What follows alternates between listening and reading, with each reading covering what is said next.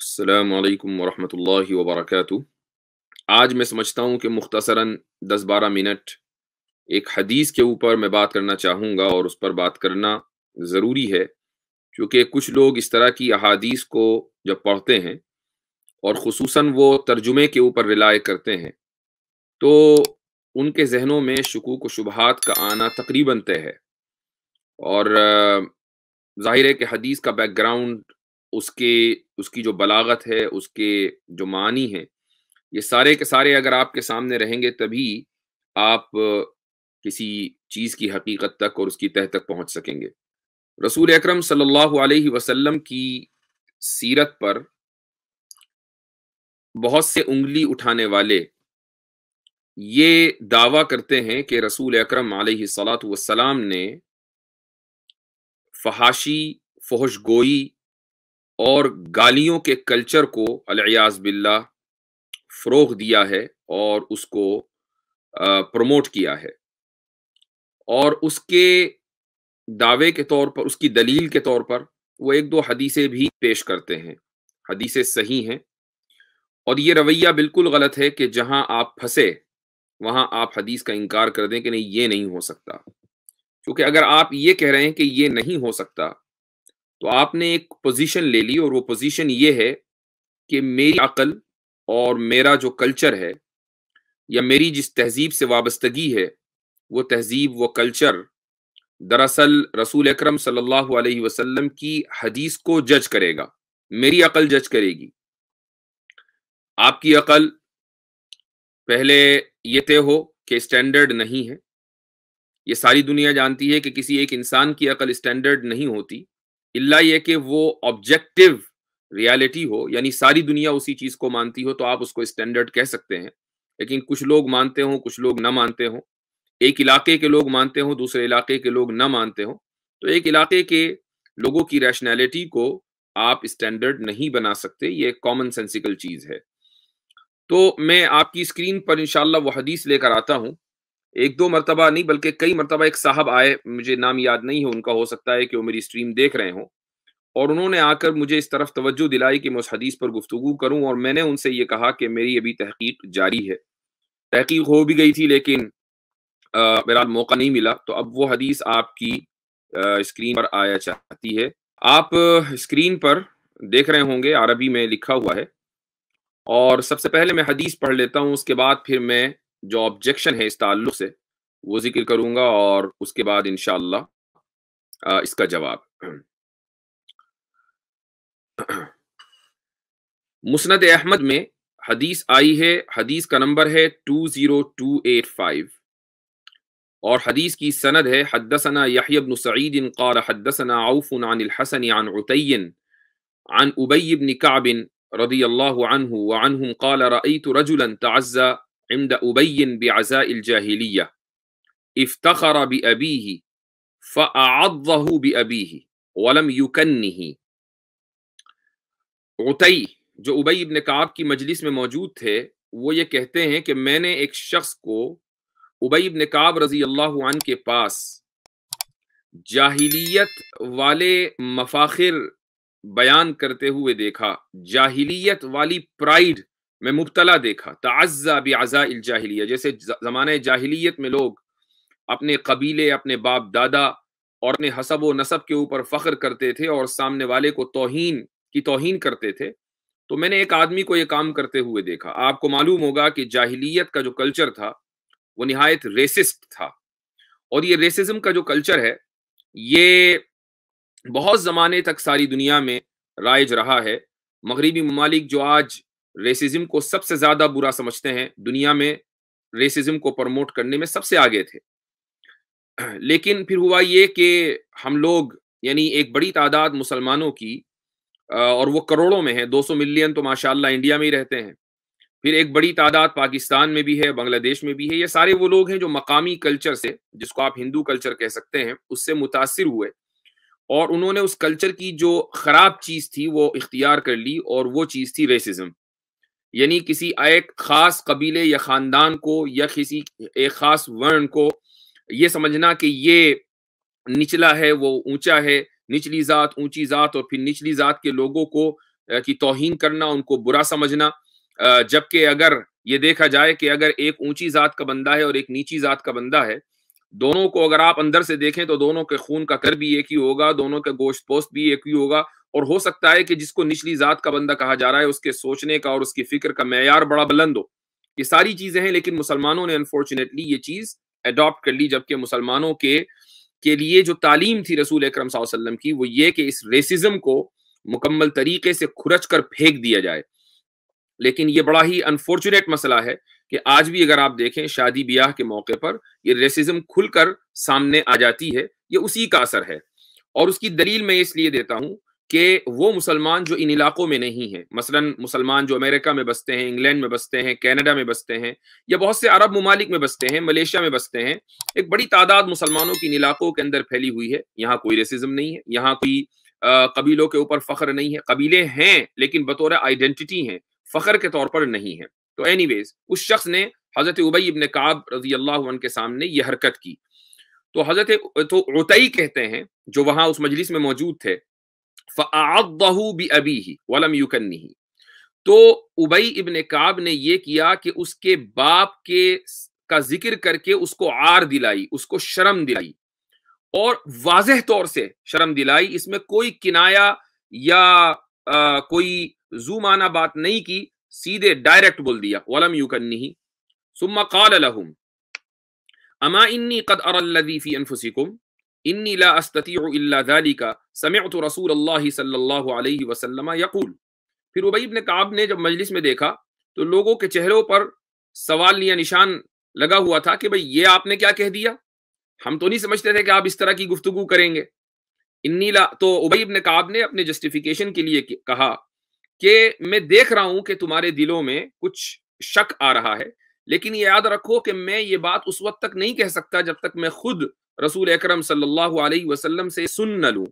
आपने फरमाया मन तअज़्ज़ा बिअज़ाइल जाहिलियति फ़अइद्दूहु वला तकनू, कि जो जाहिलियत वाला फख्र इख्तियार करे तो उसको फ़अइज़्ज़ूहु वला तकनू, उसको, अब मैं इसका तर्जुमा, उसके दो तर्जुमे हो सकते हैं। एक तर्जुमा वो जो आपको आमतौर से मिल जाएगा, इसका बहुत से लोग तर्जुमा ये कर देते हैं अपनी जबान में, अपने तौर से, लिखा हुआ नहीं, वैसे ही कर देते हैं कि उसको बाप की गाली दो। वला तकनू, वो बिल्कुल सही अंदाज से दो, हालांकि ये दुरुस्त नहीं है। अब इसी हदीस को आगे फिर दोबारा रिवायत किया है इमाम अहमद बिन हंबल ने, और वो ये फरमाते हैं, इसके अल्फाज जो हैं, कुन्ना नुअमरु इज़ा रजुलु तअज़्ज़ा बिअज़ाइल जाहिलिया फ़अइद्दूहु बिहनी अबीही वला तकनू, कि हमें ये हुक्म दिया गया कि जब कोई शख्स जाहिलियत वाली रेसिज्म इख्तियार करे तो हमें यह हुक्म दिया गया कि हम उससे ये कहें फ़अइद्दूहु बिहनी अबीही, अपने बाप की शर्मगाह से मिलो, वला तकनू, और इस चीज को बिल्कुल वाज़ेह अंदाज से कहना, इसमें कोई यानी किनाया नहीं होना चाहिए। यह हदीस हसन है शुआइब अल-अर्नाऊत की, इसमें की तहकीक के मुताबिक। लिहाजा इस हदीस को महज इसलिए कि आपको अच्छी नहीं लग रही है रिजेक्ट नहीं किया जा सकता। हाँ, ये आप जरूर कह सकते हैं कि हमें तो ये मालूम है कुरान करीम से कि अल्लाह सुब्हानहू व तआला ये फरमाता है कि व इन्नका लअला खुलुक़िन अज़ीम, सूरह कलम की आयत नंबर 4 है कि आपके अखलाक आला हैं। तो जब आपके इतने आला तरीन अखलाक है तो आप ये कैसे तालीम दे सकते हैं? तो ये हदीस तो कुरान के खिलाफ जा रही है। कुरान के खिलाफ जाने की वजह से हम इस हदीस को मुस्तरद करते हैं, कुछ लोग ये कह सकते हैं। इसी तरीके से एक और हदीस है, ये भी मुस्नद अहमद में है, 24247 इसका नंबर है।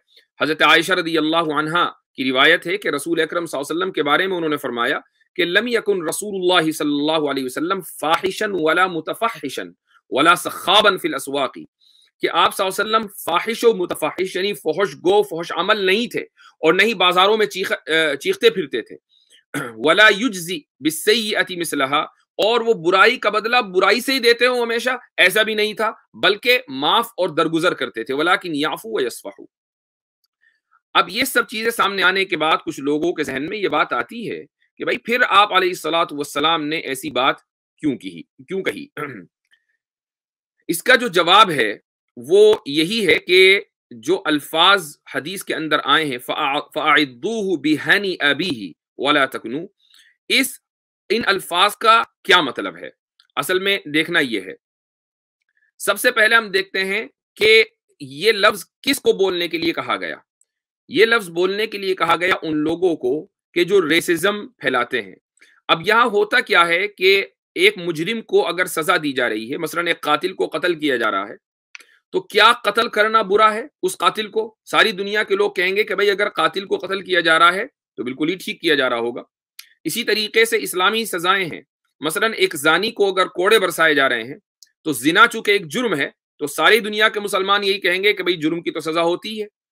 اگر ایک چور کو آپ نے جیل میں ڈال دیا، چاہے وہ کسی سیکولر نظام ہی کے تحت کیوں نہ ہو، تو ساری دنیا کے لوگ یہی کہیں گے کہ بھئی چور کو تو جیل میں ڈالنا ہی چاہیے، وہاں نہیں ڈالا جائے گا تو کیا آپ اپنے گھر میں مہمان بنا کر اس کو لے کر آئیں گے سزا کے طور پر؟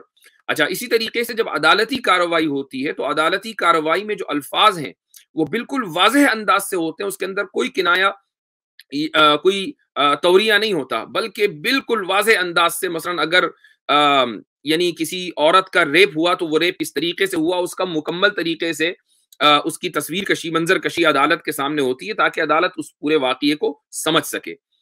آپ علیہ الصلوۃ والسلام نے ایک جرم کا ذکر کیا ہے اس حدیث کے اندر، اور وہ ہے تعزیٰ بعزاء الجاہلیہ، یعنی جاہلیت کے طریقے سے فخر کرنا، اپنے باپ دادا کو اصل سمجھنا اور ساری دنیا کو حقیر سمجھنا، یہ سمجھنا کہ میرا باپ، میرا دادا، میرے پردادا، سکردادا اتنے عظیم لوگ تھے اور تم سارے لوگ حقیر ہو، یہ ہے ریسزم۔ اب مجھے کوئی بتائے کہ ریسزم بڑا گناہ ہے یا مثلا کسی کو یہ کہہ دینا جو ریسزم کے اندر ملوث ہو، جو شخص ریسسٹ ہو، اس کو ریسزم سے روکنے کے لیے یہ کہہ دینا کہ تو اپنے باپ دادا کی شرمگاہ سے مل، یہ کہہ دینا زیادہ بری چیز ہے؟ ایک تو پوائنٹ یہ ذہن میں رکھ لینا چاہیے۔ دوسرا پوائنٹ یہ ہے کہ اعظوہ کا مطلب کیا ہے؟ کچھ لوگ یہ ترجمہ کر دیتے ہیں کہ اپنے باپ کی شرمگاہ کو چوس، یہ جو ترجمہ ہے یہ غلط ہے۔ عض یا عضو کا معنی آتا ہے کسی چیز سے ملنا، کسی چیز کا شیلٹر لینا، یعنی اس کی پناہ میں آنا۔ ایک حدیث میں آپ کو سناتا ہوں، یہ یہاں پر لکھی ہوئی ہے، الحاکم فی المستدرک جلد نمبر 1 صفحہ نمبر 197۔ آپ صلی اللہ علیہ وسلم نے فرمایا کہ فَاعْتَزِلْ تِلْكَ الْفِرَقَ كُلَّهَا، آخری زمانے میں بہت سی فرقہ بندیاں ہوں گی تو ان تمام فرقوں سے اپنے آپ کو الگ کر لینا۔ وَلَوْ أَن تَعَضَّ بِأَصْلِ شَجَرَةٍ حَتَّى يُدْرِكَّ الْمَوْتُ وَأَنْتَ كَذَلِكَ، اگرچہ تمہیں الگ کرنے، اپنے آپ کو آئسولیٹ کرنے کی وجہ سے کسی درخت کی جڑ میں پناہ لینی کیوں نہ پڑے، یہاں تک کہ تمہیں موت آ جائے اور تم اسی حال میں ہو تو یہ تمہارے لیے بہتر ہے۔ اب دیکھیں یہاں پر بھی وہی لفظ آیا تعض، سو عزا یعزو کے معنی آتے ہیں پناہ لینا اور کسی چیز سے ملنا۔ تو اب یہ جو جب یہ سامنے آ گئی حدیث کے حوالے سے، تو اب یہ جو حدیث آپ کے سامنے ہے جس کا میں نے ترجمہ ابھی اوپر کیا تھا، یہ دوبارہ آپ کے اسکرین پر آ رہی ہے، یہ اذا الرجل تعزى بعزاء الجاہلیہ فاعظوه بہنی ابیہ۔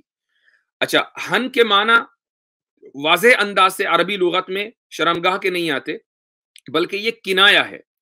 آپ علیہ الصلوۃ والسلام یہ فرما رہے ہیں کہ اپنے باپ کی اس شرمگاہ کے بارے میں سوچو کہ جس میں تمہاری حیثیت ایک وقت میں قطرہ منی سے زیادہ نہیں تھی۔ تمہاری تو حیثیت یہ ہے کہ تمہارا ماضی کیا ہے؟ تمہارا ماضی یہ ہے کہ تم اپنی باپ کی شرمگاہ میں ایک قطرہ منی کی حیثیت رکھتے تھے۔ آج تمہیں فخر ہو رہا ہے اپنے باپ دادا کے اوپر، تم ساری دنیا کو حقیر سمجھ رہے ہو، یہ تو تمہاری حالت ہے۔ تو ایک آدمی جو دوسرے کو حقیر سمجھ رہا ہے، اس کو حقیر سمجھانے کے لیے اور بتلانے کے لیے اس سے زیادہ بہتر کوئی دوسرا لفظ ہو ہی نہیں سکتا تھا۔ تو رسول اکرم صلی اللہ علیہ وسلم کی یہ حدیث بالکل صحیح ہے اور اس حدیث کو ہم اون کرتے ہیں۔ اور ہاں، اب یہ کوئی یہ کہنے لگے کہ جیسے ہی میں کسی شخص کو یہ دیکھوں کہ وہ جاہلیت کے اوپر یا اپنے باپ دادا کے اوپر فخر کر رہا ہے یا ریسزم کر رہا ہے، تو کیا میں اس کو یہ کہہ سکتا ہوں کہ اپنے باپ دادا کے بارے میں سوچ کے تو ان کی شرمگاہ میں ایک قطرہ منی تھا؟ کیا یہ میں کہہ سکتا ہوں؟ کہنے کو بالکل کہا جا سکتا ہے، اس کی اجازت آپ صلی اللہ علیہ وسلم نے دی، حضرت ابی بن کعب رضی اللہ عنہ نے یہ بات کہہ دی۔ لیکن کیا پہلے اسٹیپ میں یہی کہا جائے گا؟ ایسا نہیں ہے۔ رسول اکرم صلی اللہ علیہ وسلم کے سامنے خود اس طریقے کا ایک واقعہ پیش آیا، وہ بھی میں آپ کے سامنے رکھ دیتا ہوں تاکہ آپ کو اندازہ ہو جائے کہ آپ علیہ الصلوۃ والسلام کے سامنے اگر کوئی اس طرح کا واقعہ ہوتا تھا تو سب سے پہلے آپ کا عمل کیا ہوتا تھا۔ یہ حدیث ہے صحیح بخاری میں 3257 جابر بن عبداللہ رضی اللہ عنہ فرماتے ہیں غزونا مع النبی صلی اللہ علیہ وسلم وقد ثاب معه ناس من المہاجرین حتی کثروا وکان من المہاجرین رجل لعاب فکسع انصاریا. ہوا یہ تھا کہ ایک سفر میں آپ صلی اللہ علیہ وسلم کے ساتھ کچھ مہاجرین بھی تھے، کچھ انصار بھی تھے. تو ایک مہاجر اور انصاری کے درمیان کچھ کہا سنی ہو گئی، مہاجر نے اس کو لات جڑ دی تو انصاری کو بڑا غصہ آ گیا، یہاں تک کہ اس انصاری صحابی نے یا اس شخص نے انصاریوں کو بلا لیا، اپنے لوگوں کو بلا لیا. اور بلانے کا جو طریقہ تھا وہ یہ تھا یا للانصار، ارے انصاریوں آ جاؤ.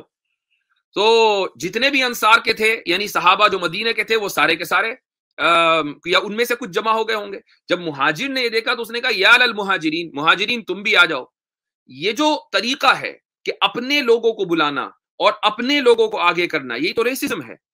تو آپ علیہ الصلوۃ والسلام کو جب یہ اندازہ ہوا تو آپ علیہ الصلوۃ والسلام نکلے اور فرمایا ما بال دعوی اہل الجاہلیہ، یہ تم لوگوں کو کیا ہو گیا کہ تم جاہلیت کے طریقے پر نعرے بازی کر رہے ہو، یہ ریسزم تمہارے اندر کہاں سے آ گئی. ثم قال ما شأنهم، پھر آپ نے پوچھا کہ کیا ہوا، انویسٹیگیٹ کیا، پھر بتایا گیا کہ بھی مہاجر کا انصاری سے جھگڑا ہو گیا. تو آپ صلی اللہ علیہ وسلم نے فرمایا دعوها فانها خبیثۃ، کہ یہ چیز ایول ہے، اس جھگڑوں کو چھوڑو، یہ ایول ہے، اس کو ایول کہا. خبیثۃ کے معنی ایول. اچھا اب اس لفظی کو دیکھ لیجئے، جب اردو میں یہ لفظ استعمال ہوتا ہے تو یہ گالی بن جاتا ہے، آپ کسی کو ذرا خبیث کہہ کے دکھا دیں لیکن عربی کے اندر یہ لفظ خبیثہ کے جو معنی آتے ہیں وہ ہے ایول. تو یہ چیز ایول ہے. آپ علیہ الصلوۃ والسلام نے یہ نہیں کہا انصاری کو یا مہاجر کو کہ اپنے باپ دادا کے بارے میں سوچو، تم قطرہ منی تمہاری حیثیت تھی وغیرہ وغیرہ. اس کا مطلب یہ ہے کہ یہ ایک درجہ بندی ہے. ایک سٹیپ کے اوپر آپ علیہ الصلوۃ والسلام نے جو عمل کر کے دکھایا وہ یہ تھا کہ سامنے والے کو سمجھایا جائے، سامنے والے کو ریسزم کی جو برائی ہے اس کو بتایا جائے. لیکن اگر وہ اس کے باوجود بھی باز نہیں آ رہا ہے اور وہ فخر اس کا بڑھتا ہی چلا جا رہا ہے، اس کی پرائیڈ میں اضافہ ہی ہو رہا ہے اور وہ رسول اکرم صلی اللہ علیہ وسلم کی اور اسلام کی تعلیمات کی مکمل خلاف ورزی کرتا چلا جا رہا ہے کہ جس کی وجہ سے خود اس کا بھی نقصان ہے اور پوری امت مسلمہ کا نقصان ہے، تو پھر ایسے لوگوں کو آئینہ دکھانا ضروری ہوتا ہے. قرآن کریم اس لیے فرماتا ہے، کہتا ہے وَجَزَاءُ سَيِّئَةٍ سَيِّئَةٌ مِثْلُهَا، کہ ایک برائی کا بدلہ پھر ایسا ہی ہونا چاہیے جیسا کہ اس شخص نے برائی کی. اور یہ جو جملہ ہے یہ اس ریسزم کے مقابلے میں تو بہت ہلکا ہے. ریسزم کے جو مفاسد اور جو نقصانات ہیں وہ ساری دنیا جانتی ہے کہ اس سے جب امت تقسیم ہو جاتی ہے ریسزم کی بنیاد پر تو پھر وہ اس کی حیثیت پرندے کے ٹوٹے ہوئے پر کی طرح ہو جاتی ہے کہ جو بے حیثیت ایک ہوا اس کو کبھی ادھر اڑا لے جائے اور کبھی ادھر اڑا لے جائے. تو یہ حدیث کے بارے میں مجھے کچھ گفتگو کرنی تھی. امید ہے کہ اس تعلق سے آپ کو کے سامنے بات واضح ہو گئی ہوگی. اور حدیث کے تعلق سے جو ہمارا رویہ ہے وہ یہی ہونا چاہیے کہ ہم علماء کی تحقیقات کے اوپر اعتماد کریں. ہاں بعض مرتبہ ایسا ہوتا ہے کہ حدیث کی کچھ سندیں جو ہیں وہ بظاہر ایسا لگتا ہے کہ صحیح ہے لیکن حدیث درایتاً یعنی اپنے معنی اور مفہوم کے اعتبار سے صحیح نہیں ہوتی ہے. اس کے باقاعدہ اصول و ضوابط ہیں، ان اصول و ضوابط کی روشنی میں ہی ہمیں حدیث کے تعلق سے کچھ بات کرنی چاہیے اور زبان کھولنی چاہیے. اول تو ہر ایرے غیرے نتھو خیرے کو اس کی اجازت نہیں ہے کہ وہ حدیث کا ترجمہ پڑھے اور کہے کہ نہیں یہ حدیث تو میری عقل شریف میں فٹ نہیں ہو رہی ہے لہٰذا میں اس کو مسترد کرتا ہوں. ہاں آپ کو میں یہ دعوت دیتا ہوں کہ اگر آپ کو واقعی اس میدان کے اندر زبان کھولنے کا شوق ہے تو پہلے اس میدان میں مہارت حاصل کیجئے. ایسا نہیں ہے کہ اس میدان میں کوئی بھی مہارت حاصل نہیں کر سکتا. کچھ سال لگائیے، کچھ محنت کیجئے اور اس کے بعد انشاءاللہ پھر آپ بھی اپنی تحقیقات سے ہمیں استفادے کا موقع دیں، کوئی حرج نہیں ہے. السلام علیکم. وعلیکم السلام. جی بھائی. مفتی صاحب میں نے یہ حدیث آپ کو ریمائنڈ کرائی تھی کئی بار ایڈریس کرنے کے لیے. تو مفتی صاحب کئی لوگ عالم بولتے ہیں کہ یہ حدیث جو ہے ضعیف ہے، تو کیا یہ صحیح ہے آپ کے نظر میں؟ میں نے آپ کے سامنے پوری تحقیق اس کی ذکر کر دی ہے. شعیب الارناؤوط بہت بڑا نام ہے تحقیق کی دنیا میں اور انہوں نے اس حدیث کو حسن کہا ہے. تو آپ اس کو ضعیف تو کسی بنیاد پر نہیں کہہ سکتے. اور میں نے پہلے ہی کہہ دیا کہ جو علماء یا جو لوگ اس کو ضعیف کہتے ہیں دراصل وہ اس اعتراض سے بچنے کے لیے کہ یار اس کو کیسے ہم ایڈریس کریں اس لیے اس کو ضعیف کہہ دیتے ہیں. تو یہ طریقہ تو غلط ہے. جی سب سے بڑا اعتراض مفتی صاحب اس پہ یہی آتا ہے کہ کیا آپ کے نبی جو نان مسلم بولتے ہیں کہ آپ کے نبی نے گالی دی، تو اب ہم نے مانا، اب ہم نے بتایا نا کہ یہ گالی ہے ہی نہیں. یعنی اگر آپ گالی کس کو کہتے ہیں، گالی کا مطلب یہ ہے کہ جس کو عرف میں گالی سمجھا جائے. مثال کے طور پر میں نے اسی بات میں یہ کہا کہ لفظ خبیث ہے. خبیث کو ہمارے بہت سے اردو دا طبقے میں یا اردو دا جو حلقہ ہے اس میں خبیث کو گالی سمجھا جاتا ہے، برا لفظ سمجھا جاتا ہے. یعنی آپ اگر کسی کو خبیث بول دیں گے تو وہ آپ کے سر چڑھ جائے گا. لیکن اگر عربی میں آپ اس لفظ کو دیکھیں تو عربی میں اس کے معنی ایول کے ہوتے ہیں، اور قرآن کریم نے اس لفظ کو استعمال کیا ہے. تو گالی کی جو ڈیفینیشن ہے وہ یہ ہے کہ جس کو عرف میں گالی سمجھا جائے. اب جو حدیث کے اندر الفاظ آ رہے ہیں اس کو اس عرف میں گالی نہیں سمجھا جاتا. ہاں اس کو تھوڑا سا اچنبا اس میں، یعنی کسی کو تعجب ضرور ہو سکتا ہے کہ یار تھوڑا سا یہ آؤٹ آف دا وے جا کر بات ہوئی ہے، لیکن اس کو گالی نہیں کہا جائے گا. یعنی اگر آپ کسی ریسسٹ آدمی کو یہ کہیں کہ بھائی تو اپنے باپ کو دیکھ، اپنے باپ کس طریقے سے تو پیدا ہوا، تم اپنی ماں کی رحم میں تھا، اس سے پہلے تو اپنے باپ کے صلب میں تھا، تو کیا اس کو گالی کہا جائے گا؟ جی مفتی صاحب بہت بہت شکریہ اس کو ایڈریس کرنے کے لیے. مفتی صاحب اس میں میں چند نکات بیان کرنا. سب سے پہلے تو میں جیسے اکثر و بیشتر بیان کرتا ہوں کہ جو ماڈرن کرائسس ہے اس میں سے ایک کرائسس یہ ہے کہ ہم لوگ لینگویج سے دور ہو گئے، زبان سے دور ہو گئے. تو یہ ہماری انسانیت کے لیے خطرہ ہے، یعنی کہ زبان سے دور ہونا گویا کہ ہم اپنی انسانیت سے دور ہو رہے ہیں. تو ایک تو یہ ماڈرن کرائسس چل رہا ہے کہ لوگوں کو زبان کے اسلوب نہیں پتہ، زبان کام کیسے کرتے ہیں، اس کے فصاحت و بلاغت کیا ہوتی ہے، یہ سب چیزیں بالکل بہت دور ہو گئی ہے. دوسری چیز یہ ہے کہ جیسے کہ ایک ہوتا ہے نگیٹو، یعنی کہ زبان کے اندر ایک ہوتا ہے نگیٹو، ایک ہوتا ہے ابیوزو. تو اب کسی نگیٹو چیز کو یہ لوگ لے کے آ رہے ہیں اور کہہ رہے ہیں کہ یہ ابیوزو ہے. نگیٹو کا استعمال کرنا یعنی منفی الفاظ کا استعمال کرنا یہ بہت فصیح اور بلیغ ہوتا ہے، یعنی کہ مواقع کے اعتبار سے. اب مثال کے طور پہ سمجھے کہ یہ ریسزم کی بات ہو رہی جہاں، اب اگر اس کو جیسے کہ ہم یہ کہتے ہیں کہ کسی چیز کو بہت اسٹرانگلی کنڈیم کرنا، تو یہ تو بہت اچھی چیز ہے کہ آپ کسی ایسی چیز کو جو کہ ایک عالمی بیماری ہو، ایک عالمی وبا ہو، اس کو آپ اسٹرانگلی کنڈیم کریں. سو دیٹ از اپریشیٹڈ، وہ تو اپریشیٹ کیا جائے گا، نہ کہ اس کے اوپر کوشچن اٹھائے جائیں گے. تو یہاں جو اللہ کے نبی صلی اللہ علیہ وسلم کر رہے ہیں وہی کر رہے ہیں کہ اسٹرانگلی کنڈیم کر رہے ہیں ریسزم کو. اب یہ تو اسٹرانگلی کنڈیمنیشن تو ہمیشہ نگیٹو ہی لفظ ہوگا نا، کنڈیمنیشن تو اپریسیشن کے تھرو ہوتا نہیں ہے. تو اب یہ نگیٹو جہاں پہ کنڈیمنیشن ہے اور نگیٹو الفاظ استعمال ہوئے ہیں اس کو ایک بازاری زبان کہنا، مطلب کہ ہمیں پرابلم ہے کہ ہم یہ کہتے ہیں کہ نبی علیہ الصلوۃ والسلام نے کبھی بازاری زبان استعمال نہیں کیا. مثال کے کئی مثالیں ہیں. مثال کے طور پہ سمجھے کہ ہم سیکشول انٹرکورس کے بارے میں پڑھتے ہیں، مہذب انداز میں پڑھتے ہیں، وہی ساری چیزیں پڑھتے ہیں جس کو کچھ لوگ جو ہے انٹیمیشن کے لیے اپنے یعنی کہ فحش استعمال کرتے ہیں. اب جیسے انڈیا میں سمجھیں کہ ایک سرس سلیل بھی آتا ہے نا، ایک میگزین ہے فحش ٹائپ کا، ایک میگزین ہے، پہلے 5 روپے میں ملا کرتا تھا، پتہ نہیں کتنے کا ملتا ہے. اس کی زبان اور آپ اپنے بایولوجی کی زبان لے، وہاں بھی انٹرکورس کی بات ہو رہی ہوتی ہے، لیکن دونوں کے اندر زمین آسمان کا فرق ہوتا ہے. جو ہماری کتاب کے اندر وہی چیز ہے اس کو ہم اپریشیٹ کرتے ہیں، لیکن جو سرس سلیل میگزین میں ہے اس کو ہم اپریشیٹ نہیں کرتے، اس سے دور رکھتے ہیں لوگوں کو کہ وہ زبان مت پڑھو، نہیں تو خراب ہو جاؤ گے آپ. تو یہ ڈفرینسیشن ختم ہوا جا رہا ہے ہمارے یہاں.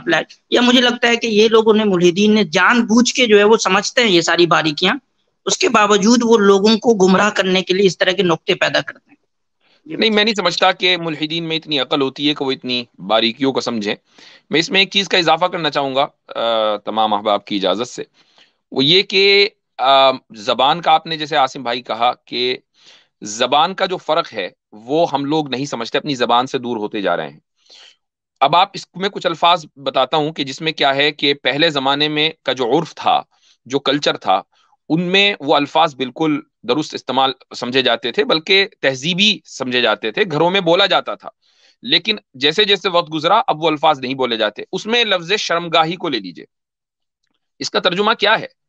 یعنی مقام شرم، کہ وہ جگہ، وہ عضو جسم کا کہ جس کو انسان پبلک میں کھولتے ہوئے شرمندہ ہو جاتا ہے، اسی لیے اس کو شرمگاہ کہا گیا. لیکن اگر آپ اس لفظ کو آج کے دور میں استعمال کریں تو یہ تقریباً صریح استعمال ہوتا ہے، بطور کنایہ استعمال نہیں ہوتا، اگرچہ آپ اس کا ترجمہ دیکھیں تو بالکل ٹھیک ہے.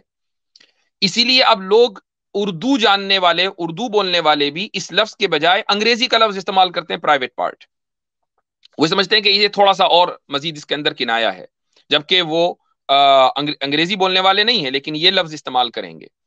اسی طریقے سے آپ دیکھیں کہ باتھ روم وغیرہ، ٹوائلٹ کے لیے جو لفظ اردو میں استعمال ہوتا تھا پہلے، وہ ہوتا تھا پاخانہ.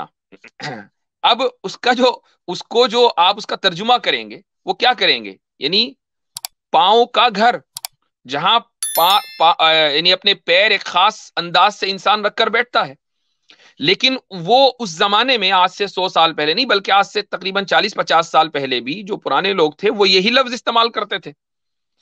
پھر اس کے بعد ہوا یہ کہ تہذیب بدلی اور اس لفظ کا استعمال بالکل ترک ہو گیا.